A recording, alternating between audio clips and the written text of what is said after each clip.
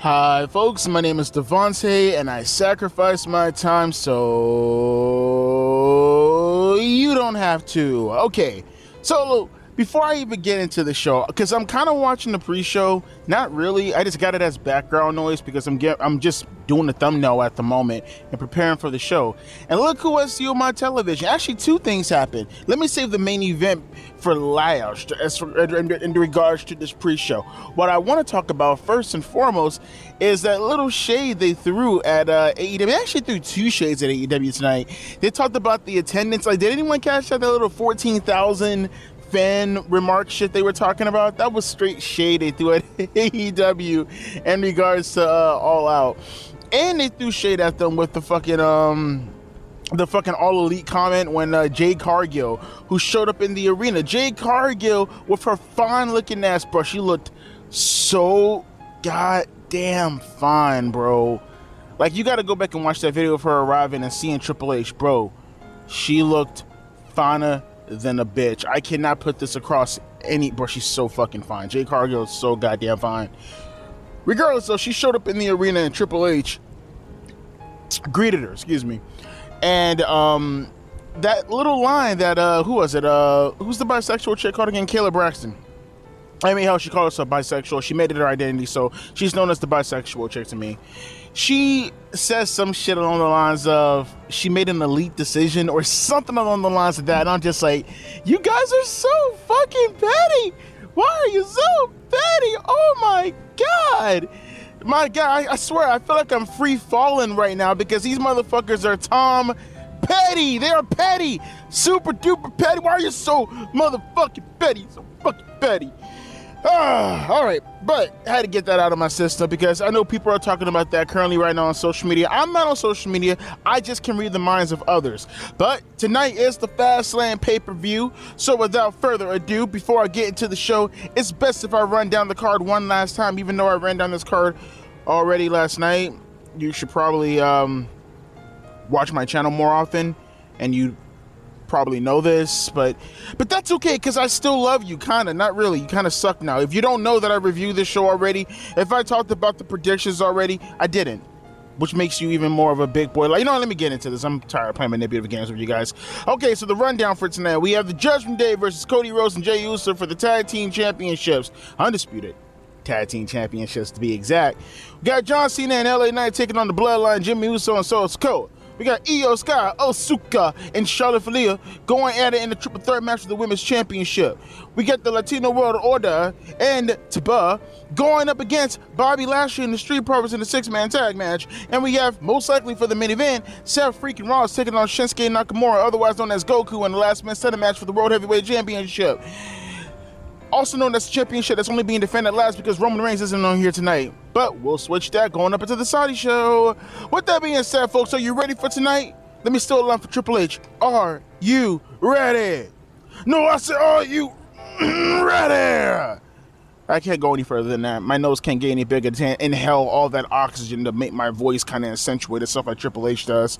But with that being said, folks, as always, let's get it going into the show. Let's go! Wow, that actually shocked the shit out of me. I did not expect Cody, Rhodes, and Jey Uso to win the Tag Team Championships. I mean, it's fine. It's cool. I'm okay with that. I'm very curious as to how the story is going to play out. Yeah, I'm really curious because it's like, I don't want to say this is a swerve per se, not technically speaking, but like, I just wasn't expecting this. I think a swerve is to do a story for the sake of doing a story, or doing a win for the sake of doing a win without any plausible story that's connected to it. This has a plausible story. I just can't tell you what direction they're going to go into. I gotta believe that they're not going to be tag team champions for very long. This feels, I'm not going to say this is exactly the type of title reign, but considering Jey Uso's a part of it, Jey Uso right now, he feels a lot like Edge in 2002. Like, he teamed up with his brother, or in this case, kayfabe brother, Edge that is, and he broke away. He did his thing for a little bit as a singles wrestler, and then eventually he won the tag team championships with Hulk Hogan. You know, one of the greatest tag team wrestlers in the history of the business. I mean, he's doing kind of his own thing, but he's still tag team champions. That's like Jey Uso right now. You know, like he broke away from his brother Jimmy, and he's doing this thing in the singles run just to win the tag team championships with someone like a Cody Rhodes. Again, I'm very curious as to see where this story is gonna go. Again, I can't necessarily call this a swerve, but it did shock the shit out of me. I did not expect this victory to happen. As far as the match is considered, though, this was fun. This was a really, really fun match. I like this opener a lot. You know, there's a big difference between the in-ring action in WWE versus AEW, and I'm very much, for me personally, I'm very much a part of the WWE, at least for me. I can't speak for anybody else, but as far as how I like my wrestling to be carried out, I like the WWE style because it's so simple. It has a lot of story attached to it, and they can incorporate things in different styles while still being able to have that WWE story element. You know, one thing I learned low-key about the Usos, in particular a Jey Uso at this point, like, he has a lot of quips about him, like a lot of trademarks that I'm just now noticing that he plays up in his matches. You know what I mean? Now he has the Rock's People's Punch. That's kind of a cop, but it is what it is. I liked it. You had the Uso or Jey Uso. You know, they have the Usos. You know, the Usos are in your city. You know, he has a little hand gesture thing he does when he comes out, which is probably low-key the most hyped.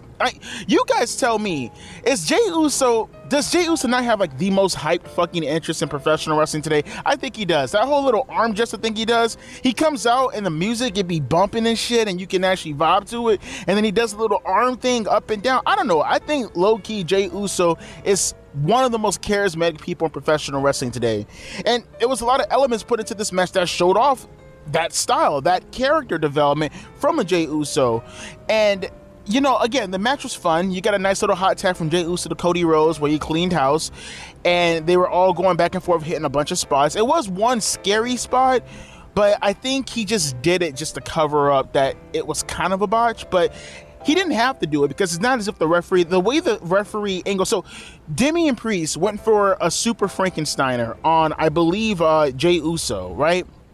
But, you know, like, you can clearly tell he botched if you were like looking at the screen, but the way the camera was shot, you can't see how he fell. So you can see like Jay sell the Frankensteiner, but you could tell that Damian didn't execute it properly, right? So like, again, he didn't have to do what he did as far as the selling is considered, but I understand why he did it. I completely understand why he did it. But like, he started holding his knee, and I was like, oh no, not another leg injury again. All we get is leg injuries nowadays. If we're gonna get another injury, at least make it a little bit more funner. Let's get something different than a goddamn leg injury. I'm sorry, I love everyone. Don't get injured, please don't do that. I love your legs. I love all your legs. But it looks like he was just like holding his knee just to make up for the fact that he fucked up the spot. And, you know, it was imminent because of the finish. I mean, never mind the fact that like he's doing springboards and stuff like that. So I was actually kind of worried there for a second. The last thing we need is a Mr. Kennedy situation where someone is actually injured. Well, in Mr. Kennedy's situation, he got fucked over. He wasn't really injured and he got his briefcase taken away from him. Don't want to see that happen in a Damian Priest, especially when there's a possibility he could be cashing in tonight.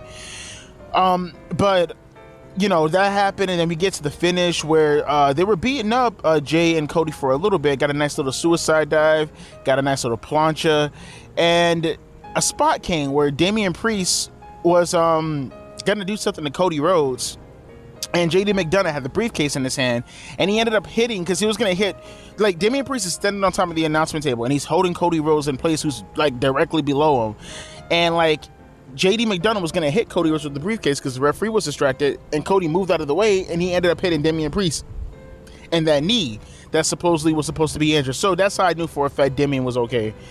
Talk about a head swipe right there, like, whew. Don't need another injury right now.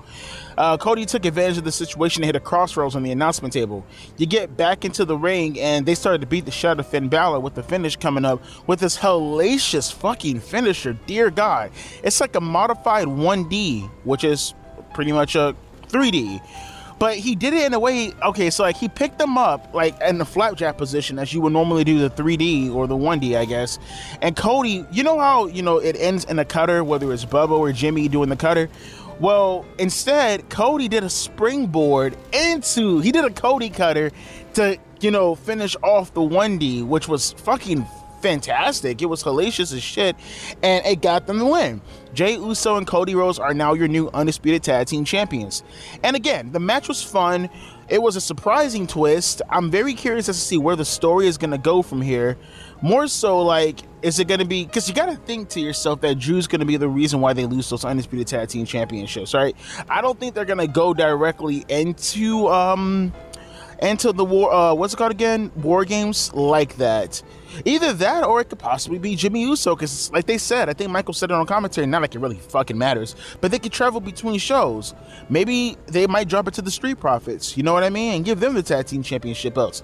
I don't know, but I am curious as to see where the story goes, and yeah, good stuff so far. That was a really dope ass opener. Let's continue on with the show, Shamo. Okay, so there are two things worth acknowledging with this match that we can all take into account, we can all take into context, and then there are other things that I feel we need to discuss, especially people who are around my age. Like, I want to say if you're at least around the age of, right about now, at least, at the very least, above the age of 28, I'll say the bare minimum is around maybe 26 or 25. I'll say bare minimum 25 years old. Bare minimum, and I'm being very generous with that. But if you're around my age, in your early 30s and your mid 30s, okay, so I'll start off with this. Let me kick this off with some positive stuff, right? This match was solid. It wasn't the best match of the night for sure, but it was a solid match. It was a nice match. You know, it was a really solid SmackDown match. I wouldn't necessarily say it was like something incredibly like, oh my god, match of the year contender or nothing like that. No, but it was solid. It got the point across, you know. And you get to the, because everybody doesn't really give a shit about the match, you get to the finish of the match essentially, where, and everybody knew this, everybody and their grandmother knew this, that phone call, that quote unquote phone call that Rey Mysterio made was to Carlito being cool. I mean, he's going by Carlito, but that's just me being super old coming out. But yeah, Carlito came out and he helped out the LWO. There are so many things I want to notate about this. So first and foremost, he did get a pretty decent pop, Carlito that is. And that's kind of my problem. See, first off, I'll say this too. Carlito looks fantastic. He looks like $1,000,000. This is probably the best shape I've ever seen Carlito. It's like he ate the old Carlito. He's way bigger than he used to be, or is it just me? Regardless, he just looks like he's a solid, like he's just like fucking solid muscle. Good on him. How old is Carlito anyway? He's got to be like pushing 50 right about now, right? Like he's got to. If he's not, he's got to be like around like 45, 46 years oldish. Let me see. I'm very curious actually before I continue on, because there's one thing I do want to notate that's going to be relatively negative, and I don't know what to tell you guys, but that's just the way it is. But Carlito, he's 44 years old. Oh no, he's young. He's still relatively young. He's not incredibly young, but he's CM Punk young. That's fine. He has a chance to go, you know, we can go. Guess what? How long has Carlito been gone from WWE? I mean, minus the whole Puerto Rico stuff and Backlash. How long has he been gone? For like maybe 13, 14 years? Like, he left when he was in this shit. He left when he was my age. Jesus Christ, I'm old as fuck myself. But a couple of things to notate. So I'm happy that he got the pop. I'm happy that he looks great. I mean, that's awesome. But am I the only one to notate two things? Okay, it's like we have some revisionist history. Like, the same thing can be said about Eddie Guerrero and how people view him. Now, Eddie is one of the all-time greats from an in-ring perspective, but people forget that Eddie was a hardcore mid-card wrestler. Like, he got his moment against Brock Lesnar, but all in all, for the majority of his career, especially in WWE, he was a mid-card wrestler, an upper mid-card at times, but a mid-card wrestler nonetheless. Yet we have this revisionist history that puts Eddie Guerrero in the same bracket as a Hulk Hogan or Austin or a Rock or Undertaker. And it's just like, no, I love Eddie. I miss Eddie, but that was never his position. And it's like they rewrite history, and then the younger generation believes, who never even seen Eddie, probably wasn't even born when he passed away, have all this type of revisionist history to think that Eddie was one of these all-time like legends in the business in regards to his position on the card. He wasn't. He's an all-time legend from an in-ring perspective, absolutely. Eddie is legitimately one of the greatest wrestlers of all time from an in-ring perspective, and his character is flawless and awesome. but he was never positioned to be that way. WWE would make it seem like he was positioned to be that way, but he wasn't. And the same thing can be said about Carlito. Carlito, like, his last run, if I remember correctly, mind you, I was like 18, 17, 16 years old around that time. 19 probably. Like, Carlito was a jobber. It's like, are we gonna forget about that? Like, the last time Carlito had a decent run was probably like 2007. If that, the last credible thing I think I remember Carlito doing was the Ric Flair Tori Wilson angle, right? That's the last thing he did that was somewhat credible. Then he started teaming up with Primo. That's about it. Like, from a singles championship, yeah, it's literally the stuff he did with Tori Wilson and Ric Flair back in, like, I think 07, right before Tori left. And yeah, that was pretty much Carlito's run. And for like those last 2 or 3 years, he was a jobber, a hardcore jobber. The most he did was win the Undisputed Tag Team Championships, and that was pretty much it. Like, but apparently we have this revisionist history. And another thing also, which really bugged the shit out of me, is this is what I mean when I say you do everybody's goddamn finisher and then it has no point or substance later on. That backstabber has been overused, manipulated, transitioned, used into so many circumstances. Like, does it really have any merit as a finisher anymore? I mean, kudos to Montez Ford for selling the shit out of it, but like, does it really have any merit to it anymore? Just like the super kick, just like the Canadian Destroyer, just like the RKO, these indie wrestlers, they overuse the shit out of so many moves that when a legend who actually made the move popular comes back and then tries to utilize it, it's like such a joke. It's like when wrestlers try to use the DDT as a finisher nowadays. I mean, in a perfect world, it should be because it's Jake Roberts' old finish, but it's not because it's been overdone. Same thing can be said about the backstabber. It's like, I don't know, man. Like, it just seems so, I don't know, like out of touch to a certain degree, to a negative, by the way. But yeah, this match nevertheless was decent. It got the point across. I know I'm gonna get a lot of hate about the Eddie Guerrero comments, but it's true. And I can tell you the most hate that I'm gonna get is from people in their early 20s or fanboys. It's true. Eddie was a mid-carder for the majority of his career, and just like Carlito, he was a jobber for the last portions of his career in WWE before he quit or got, I think he quit if I remember correctly. But yeah, with that being said, continuing on, leave your hate down in the comment section below. Go ahead. Ooh, yikes. So WWE fans, you know, one thing I will say about them, for the most part, compared to AEW fans, I think AEW fans are blind sheep. WWE fans are fucking puppets. You know what? No, you're not even puppets. You're even worse. You're fucking Muppets. You're all fucking Muppets. You have these Muppets and they're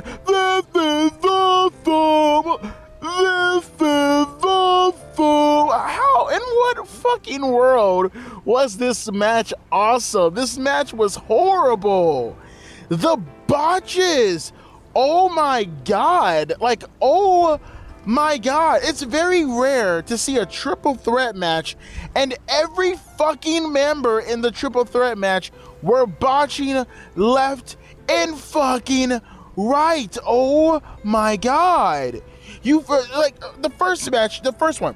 So clearly this was a fucking botch. You had this convoluted bullshit move because the women in WWE, pretty much the women everywhere, they think they're the man, but you will never be the man. You won't. It's just facts of life. Stop. These asshats. You had a sunset flip powerbomb from Asuka. No, I'm sorry. Asuka tried to do a German suplex on Charlotte, right? And then Io Shirai does a springboard sunset flip, and clearly you could tell that Asuka was supposed to German Charlotte out of that sunset flip. It's the old Edge Mysterio SmackDown 6 spot back in 2002. She fucks it up, Asuka that is. She doesn't hold on to Charlotte and she just gets rolled up. Okay, so that's the first botch. You could clearly tell it's a botch because after the move, they're just like standing around doing awkward movements, just yelling after the fucking spot is over with.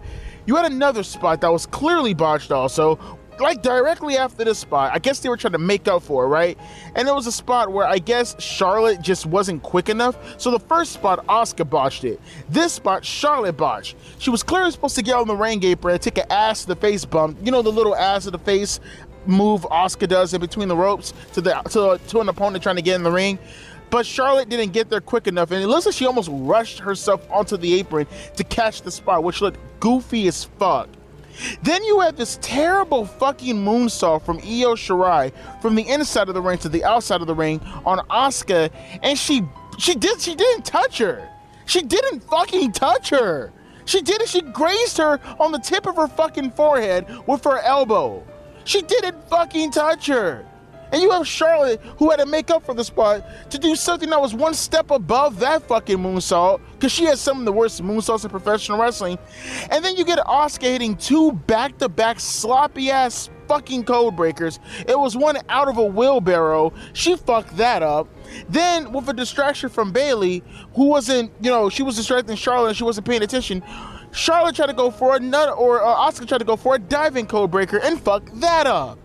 Like, this match was so motherfucking sloppy. It was sloppy as fuck.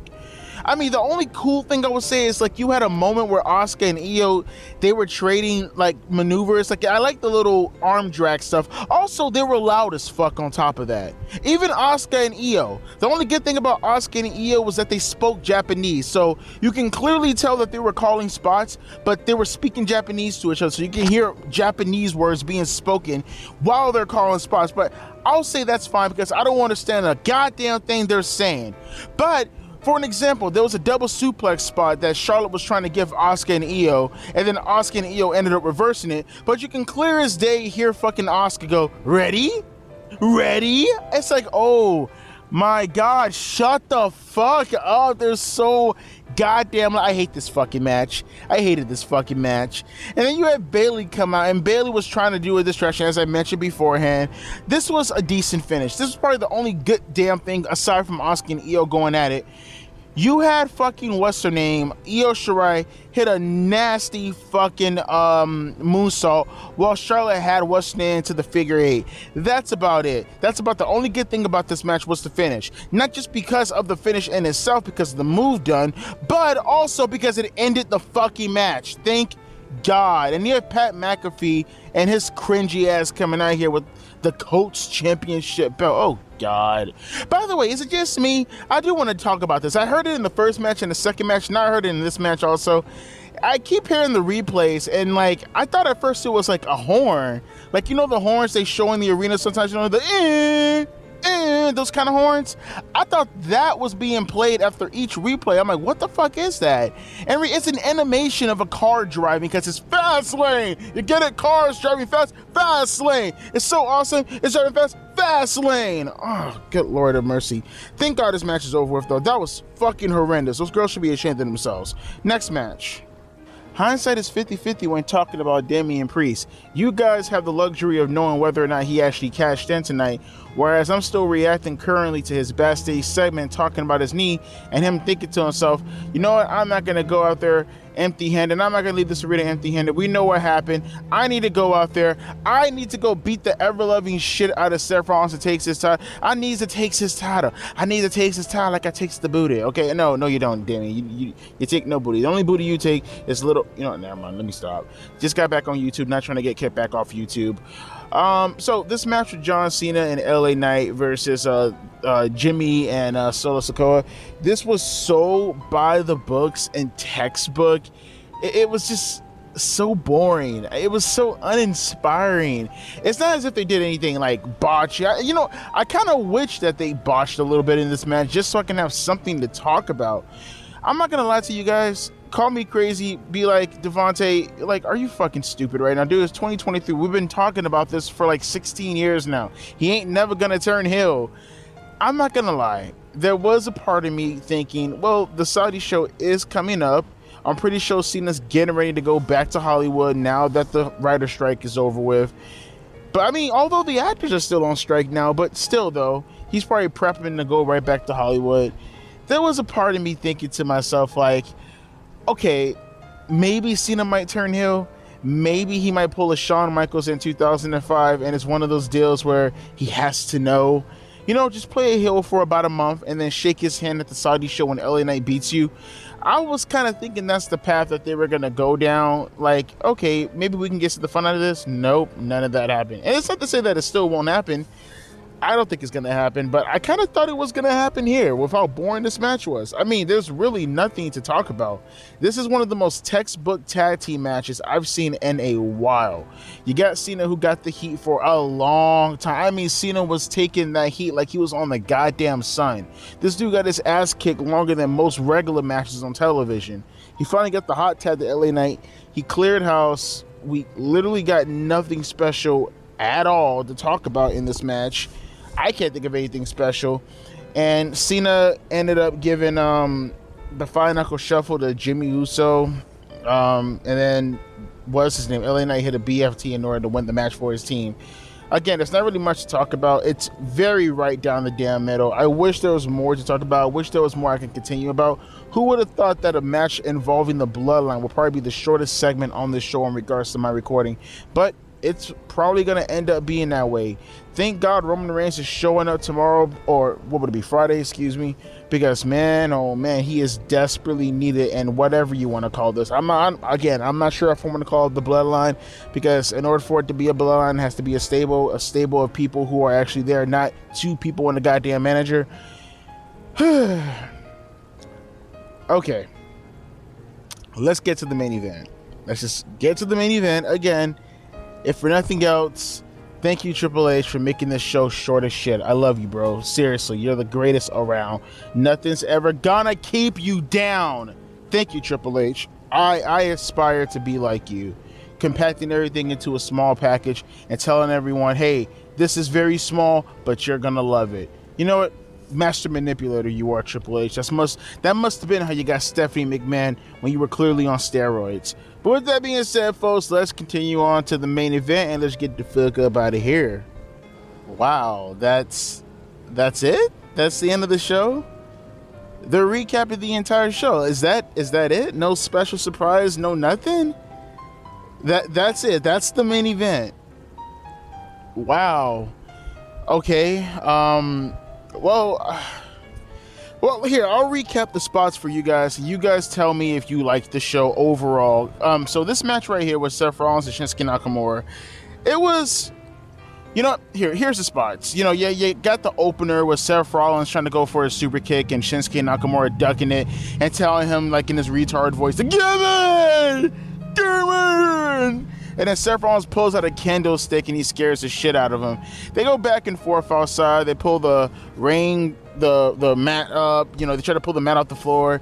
You got some trash can spots. I think Seth is or Shinsuke is working on Seth's back and his legs and stuff. And, it's kind of stereotypical. I mean, you got kind of a somewhat of a hot spot when they fought up to the crowd and, Shinsuke Nakamura pushed him off the ledge and Seth Rollins landed back first onto a floor or something and fucked his back up.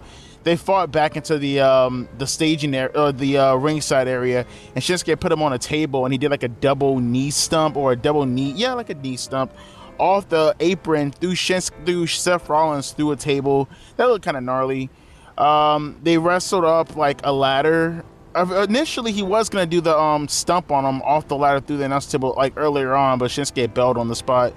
Shinsuke also put him through a table with a Kinshasa also, but first he did this spot on the ladder where they were fighting. Seth was gonna do something to Shinsuke while he was lying on top of the announcement table. I guess try to go for the stump again, but Shinsuke chased him up the ladder and he ended up spraying this red mist in his face. Again, there's no consistency to it whatsoever. I thought when he did the red mist, again, there's no consistency. The red mist is supposed to burn your eyes. Again, it's like Pokemon. I think I talked about this before a long time ago, but the mist, there are supposed to be actual effects. Not all of the mist just blinds you.